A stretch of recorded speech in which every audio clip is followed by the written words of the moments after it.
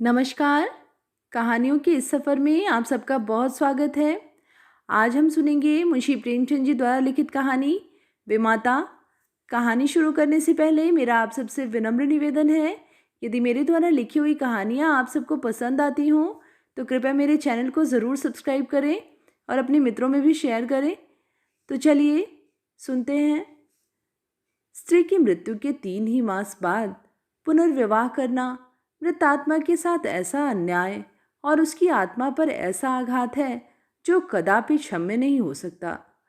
मैं यह कहूँगा कि उस स्वर्गवासिनी की मुझसे अंतिम प्रेरणा थी, और न मेरा शायद यह कथन ही मान्य समझा जाए कि हमारे छोटे बालक के लिए माँ की उपस्थिति परमावश्यक थी। परंतु इस विषय में मेरी आत्मा निर्मल है और मैं आशा करता हूँ कि स्वर्गलोक में मेरे लिए इस कार्य की निर्दय आलोचना न की जाएगी। सारांश यह है कि मैंने विवाह किया, और यद्यपि एक नवविवाहिता वधू को मातृत्व उपदेश बेसुरा राग था, पर मैंने पहले ही दिन अम्बा से कह दिया कि मैंने तुमसे केवल इस अभिप्राय से विवाह किया है कि तुम मेरे भोले बालक की माँ बनो और उसके हृदय से उसकी माँ की मृत्यु का शोक भुला दो। 2 मास व्यतीत हो गए। मैं संध्या समय मुन्नू को साथ लेकर वायु सेवन को जाया करता था। लौटते समय कतिपय मित्रों से भेंट भी कर लिया करता था। उन संगतों में मुन्नू श्यामा की भांति चहकता। वास्तव में इन संगतों से मेरा अभिप्राय मनोविनोद नहीं, केवल मुन्नू की असाधारण बुद्धि चमत्कार को प्रदर्शित करना था। मेरे मित्रगण जब मुन्नू को प्यार करते और उसकी विलक्षण बुद्धि की सराहना करते तो मेरा हृदय बांसों उछलने लगता। एक दिन मैं मुन्नू के साथ बाबू ज्वाला सिंह के घर बैठा हुआ था। ये मेरे परम मित्र थे। मुझमें और उनमें कुछ भेदभाव न था। इसका अर्थ यह नहीं है कि हम अपनी शुद्धताएं, अपने पारिवारिक कला आदि और अपनी आर्थिक कठिनाइयां बयान किया करते थे। नहीं, हम इन मुलाकातों में भी अपनी प्रतिष्ठा की रक्षा करते थे और अपनी दुर्वस्था का जिक्र कभी हमारी जबान पर न आता था। अपनी कालिमाओं को सदैव छिपाते थे। एकता में भी भेद था और घनिष्ठता में भी अंतर। अचानक बाबू ज्वाला सिंह ने मुन्नू से पूछा, क्यों, तुम्हारी अम्मा तुम्हें खूब प्यार करती है ना? मैंने मुस्कुराकर मुन्नू की ओर देखा। उसके उत्तर के विषय में मुझे कोई संदेह न था। मैं भली भांति जानता था कि अम्मा उसे बहुत प्यार करती है। परंतु मेरे आश्चर्य का ठिकाना न रहा जब मुन्नू ने इस प्रश्न का उत्तर मुख से न देकर नेत्रों से दिया। उसके नेत्रों से आंसू की बूंदें टपकने लगी। मैं लज्जा से गड़ गया। इस अश्रुजल ने अम्बा के उस सुंदर चित्र को नष्ट भ्रष्ट कर दिया जो गत 2 मास से मैंने हृदय में अंकित कर रखा था। ज्वाला सिंह ने कुछ संशय की दृष्टि से देखा और पुनः मुन्नू से पूछा, क्यों रोते हो बेटा? मुन्नू बोला, रोता नहीं हूं, आंखों में धुआं लग गया था। ज्वाला सिंह का विमाता की ममता पर संदेह करना स्वाभाविक था, परंतु वास्तव में मुझे भी संदेह हो गया।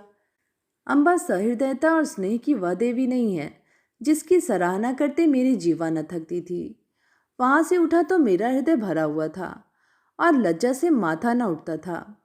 मैं घर की ओर चला तो मन में विचार करने लगा कि किस प्रकार अपने क्रोध को प्रकट करूं। क्यों न मुंह ढाक कर सो रहूं। अम्बा जब पूछे तो कठोरता से कह दूं कि सिर में पीड़ा है, मुझे तंग मत करो। भोजन के लिए उठाए तो झिड़क कर उत्तर दूं। अम्बा अवश्य समझ जाएगी कि कोई बात मेरी इच्छा की प्रतिकूल हुई है। मेरे पांव पकड़ने लगेगी। उस समय अपनी व्यंग्यपूर्ण बातों से उसका हृदय बेद डालूंगा। ऐसा रुलाऊंगा कि वह भी याद करे। पुनः विचार आया कि उसका हंसमुख चेहरा देखकर मैं अपने हृदय को वश में रख सकूंगा या नहीं। उसकी एक प्रेमपूर्ण दृष्टि, एक मीठी बात, एक रसीली चुटकी मेरी शिलातुल्य रुष्टता के टुकड़े टुकड़े कर सकती है। परंतु हृदय की इस निर्बलता पर मेरा मन झुंझला उठा। यह मेरी क्या दशा है? क्यों इतनी जल्दी मेरे चित्त की काया पलट गई? मुझे पूर्ण विश्वास था कि मैं इन मृदुल वाक्यों की आंधी और ललित कटाक्षों के बहाव में भी अचल रह सकता हूँ, और कहाँ अब यह दशा हो गई कि मुझ में साधारण झोंके को भी सहन करने की सामर्थ्य नहीं।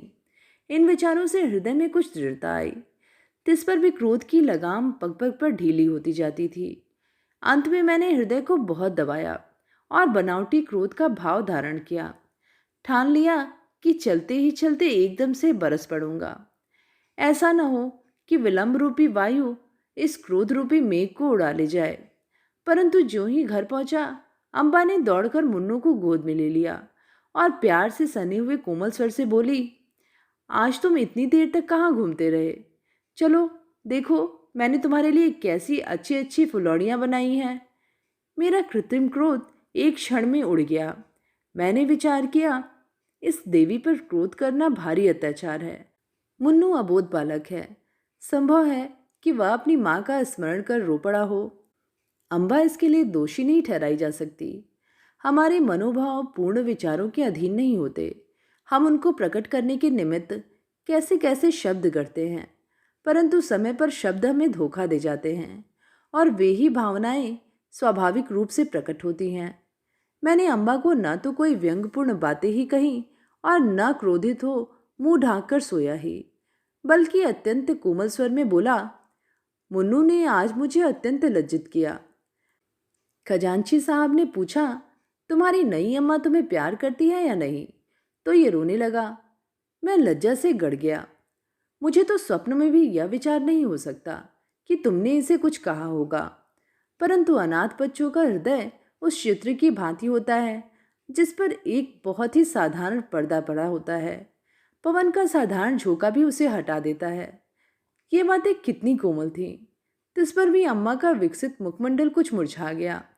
वह सजल नेत्र होकर बोली, इस बात का विचार तो मैंने यथासाध्य पहले ही दिन से रखा है, परंतु यह असंभव है कि मैं मुन्नू के हृदय से माँ का शोक मिटा दूं। मैं चाहे अपना सर्वस्व अर्पण कर दूं, परंतु मेरे नाम पर जो सौतेलेपन की कालीमा लगी हुई है वह मिट नहीं सकती। मुझे भय था इस वातावरण का परिणाम कहीं विपरीत न हो, परंतु दूसरे ही दिन मुझे अम्बा के व्यवहार में बहुत अंतर दिखाई देने लगा। मैं उसे प्रातः सायंकाल पर्यंत मुन्नू की ही सेवा में लगी हुए देखता, यहाँ तक कि उस धुन में मेरी चिंता भी उसे न रहती थी। परंतु मैं ऐसा त्यागी न था कि अपने आराम को मुन्नू पर अर्पण कर देता। कभी कभी मुझे अम्मा की वह अश्रद्धा न भाती, परंतु मैं कभी भूल कर भी उसकी चर्चा न करता। एक दिन मैं अनियमित रूप से दफ्तर से कुछ पहले ही आ गया। क्या देखता हूँ कि मुन्नू द्वार पर भीतर की ओर मुख किए खड़ा है। मुझे इस समय आंख मिचौली खेलने की सूझी। मैंने दबे पांव पीछे से जाकर उसके नेत्र मूंद लिए, पर शोक, उसके दोनों गाल अश्रुपूरित थे। मैंने तुरंत दोनों हाथ हटा दिए। ऐसा प्रतीत हुआ मानो सर्प ने डस लिया हो। हृदय पर एक चोट लगी।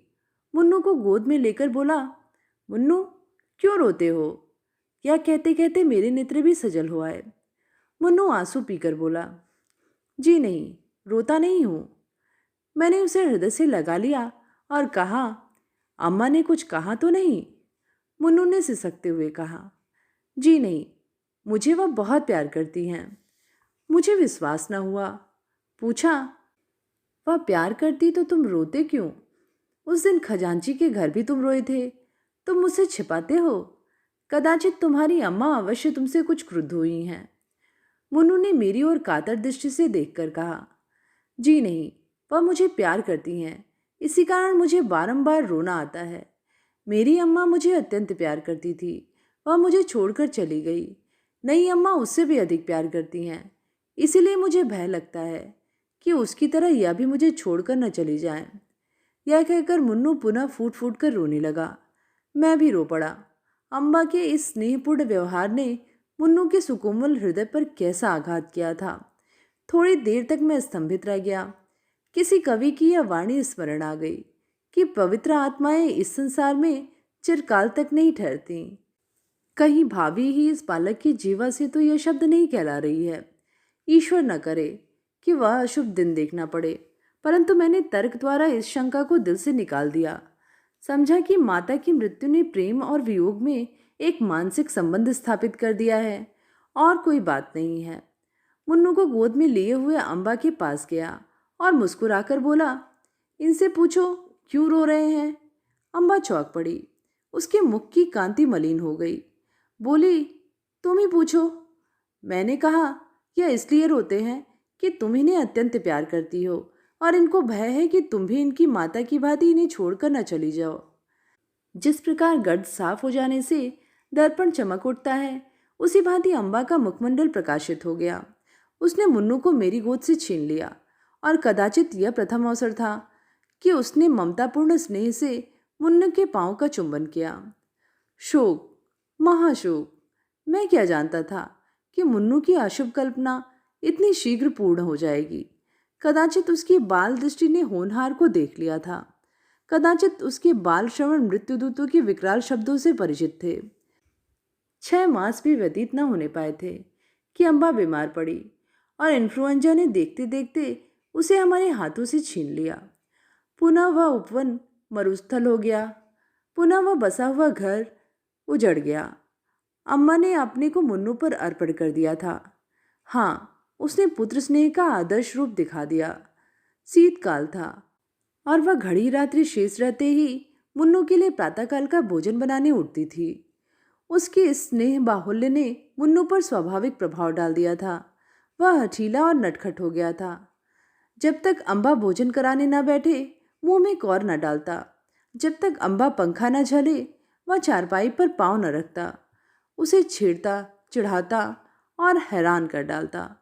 परंतु अम्बा को इन बातों से आत्मिक सुख प्राप्त होता था। इन्फ्लुएंजा से कराह रही थी।